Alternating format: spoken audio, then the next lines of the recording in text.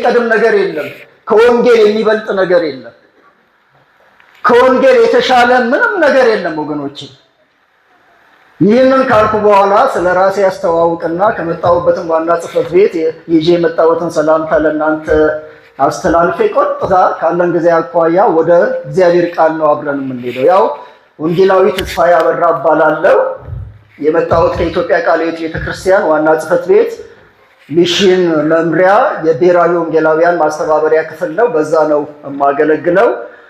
ከዛ ከመሪዎቻችን ሁሉ ከፕሬዝዳንታችን አንስቶ እስከ ታች ካሉ ሰራተኞች ሁሉ ሰላምታ ይዤ መጥቻለሁ። ሰላምታቸው ይድረሳችሁ።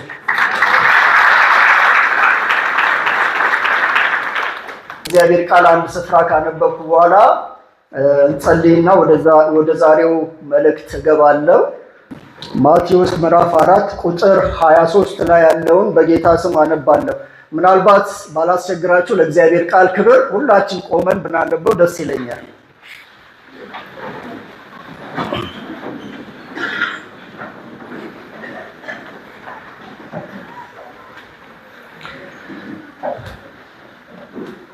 እንዲህ ይላል፣ አነባዋለሁ።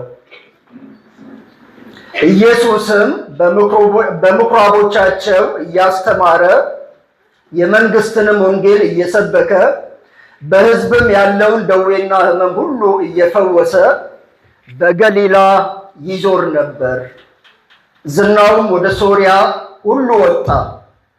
በልዩ ልዩ ደዌና ስቃይ ተይዘው የመጡትን ሁሉ አጋንንትም ያደረባቸውንም በጨረቃም የሚጥላቸውንም ሽባዎችንም ወደ እርሱ አመጡ፣ ፈወሳቸው።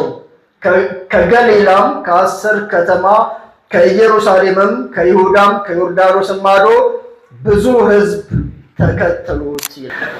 እንግዲህ አሁን የተናገርኩትን ቃል ወደኋላ መጣበታለሁ። ከዛ ቀደም ብዬ ግን ሁሉም ነገር ሕግ አለው ወገኖቼ። ሁሉም ነገር ስርዓት አለው።